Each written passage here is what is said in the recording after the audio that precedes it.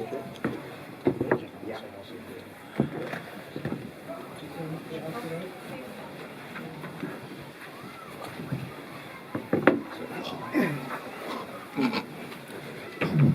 Who's your mate? Who wants to start, guys? Can we zoom in on the forward? You must be delighted with that. Pardon? Can you tell us your reaction? You must be delighted. Yeah, I am. The whole team is. The whole nation is. We should be very proud of those young men that just play footy. Yeah. It's a massive turnaround from that opening game. We don't want to go over that, but I mean, you've obviously come a long way since then, haven't you? This tournament was never about the first game, it's about the last game. You guys made it about the first game. You still talking about that first game, mate? Not really. That's just all part of it. Again, we were never going to be at our best first game. As I said, it was always about building through the tournament. You know, if we want to keep going through it, which I've been through it numerous times, obviously the scoreline wasn't great. Things didn't go away. We lost 3 or 4 players in the game. England were unreal. We were pretty ordinary. What more can we say about it? We've moved on. Milf, you've been playing for Samoa for a long time. Is that the I suppose the highlight or the best moment? Yeah, by far. That was obviously tonight we created history and for our small nation. Couldn't be more proud of the boys. The way you came out, you got the jump on them. You came out with, I suppose, you looked like you had a lot of confidence and self-belief. Can you tell us about, I suppose, where that came from and what was driving it?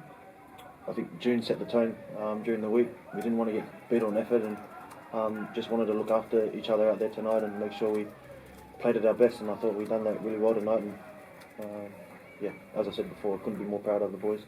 Those last couple of minutes where you said you didn't want to get beat on effort ever, like I suppose the effort there was enormous, the pressure that you had to defend.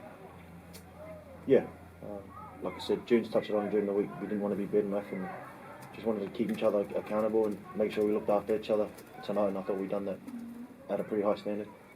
Joseph Somali, incredible tonight. What have you made of working with him?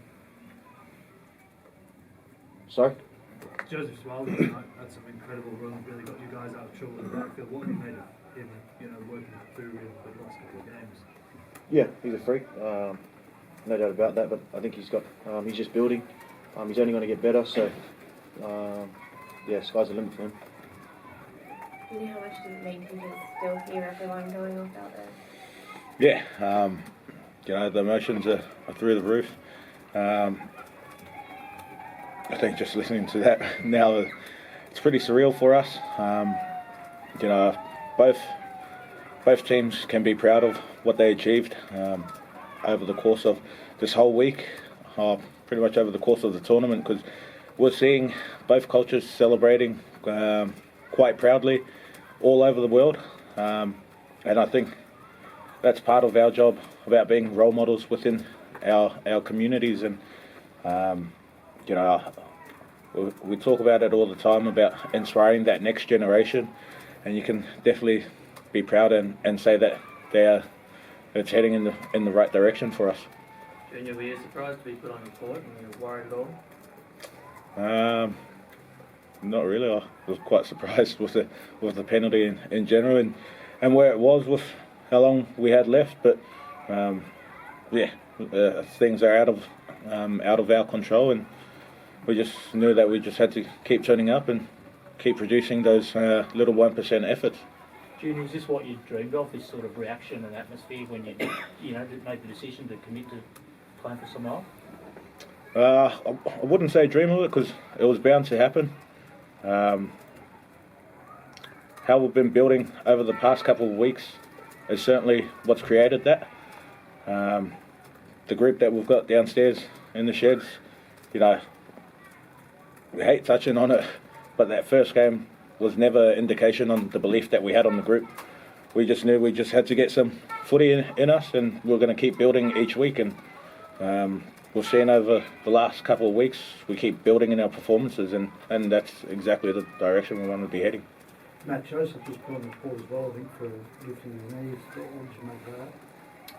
I'd be surprised if anything came of that. he was unbelievable, wasn't he, for a 19-year-old kid, his performance. What are your thoughts on it?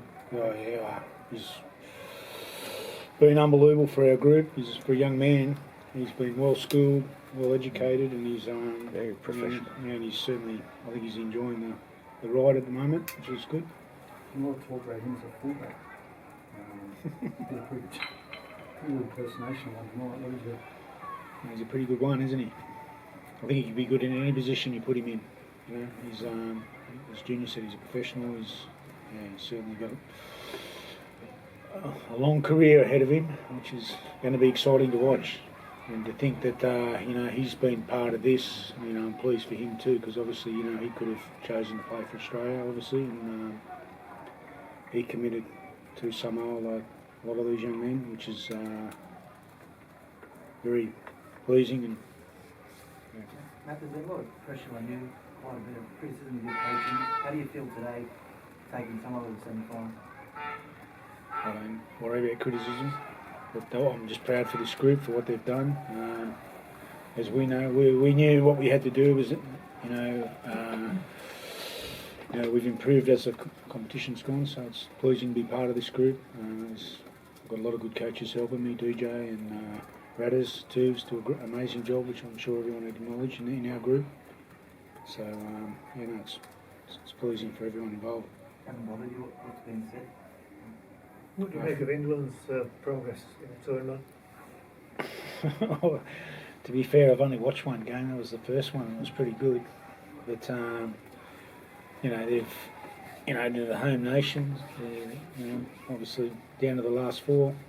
So they've done pretty well. They've won pretty convincingly in all games. So, yeah. Junior, before the game, the Sippy Tower and the Sippy Tower, is there any conversation between the two sides before to sort of coordinate? Because it was a pretty amazing spectacle and sight. But I mean, do you know what they're going to do, or is it all both done independently? Yeah, nah. They're heading out to the coin toss. There was talks about who was going to go first. I just spoke to Jace briefly about and just asked through the question out there if we wanted to do it together. I think it's a good sign of unity between the two nations and the support over rugby league in general. I think it's a really proud moment, and for myself too. My partner's Tongan, so the kids are half and half, so it's always going to be a tough conversation about who to support, but I think that's the best part about celebrating both cultures. Matt, just a word on Tim Laffey, obviously brought in late because of the injuries and he's played in the big games. How have you found his progress in this tournament?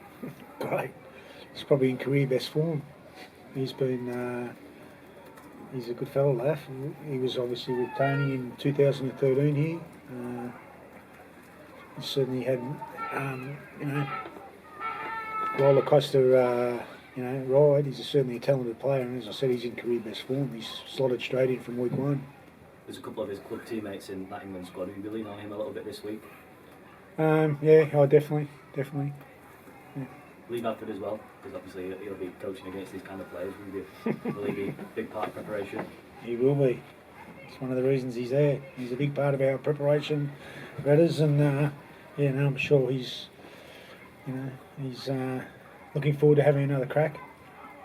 Yeah, he's fully committed to the cause, is he? Obviously doesn't mind playing against his home nation and knocking them out of the home tournament.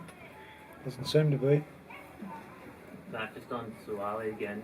Can you remember the last one that good, that young, and what role did you play in getting him to play for Samoa? Was it more him coming in?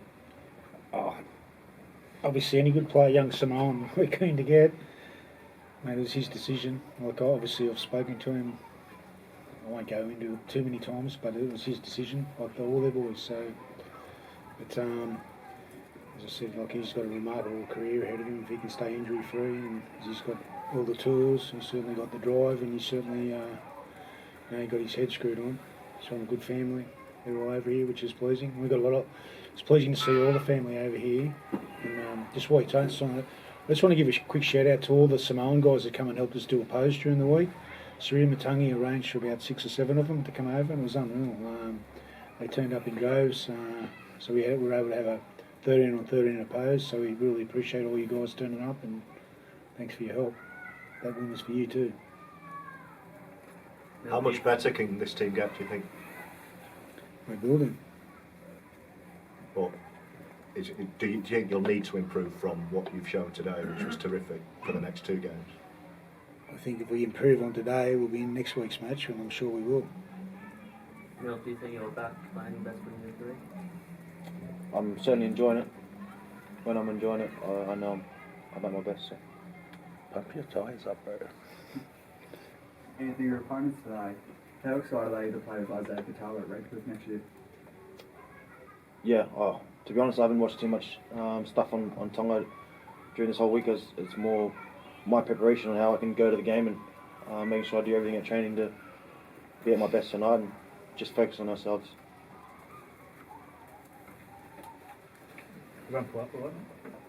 We're pretty busted. It was a pretty bruising encounter, so we'll probably reassess it all tomorrow. Grade 5 cork. But I think I don't think anyone's going home, put it that way, which is pleasing.